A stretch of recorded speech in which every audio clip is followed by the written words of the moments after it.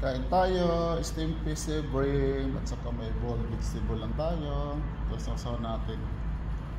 Toyo mansi. At saka mayroon tayong as usual bimto juice na may lime at saka melon nilagay ko. Slice melon. Ganito lang kasimple ano natin ngayon. Ating lunch, ano na dito? 3 o'clock ng hapon. No rice tayo, vegetable lang.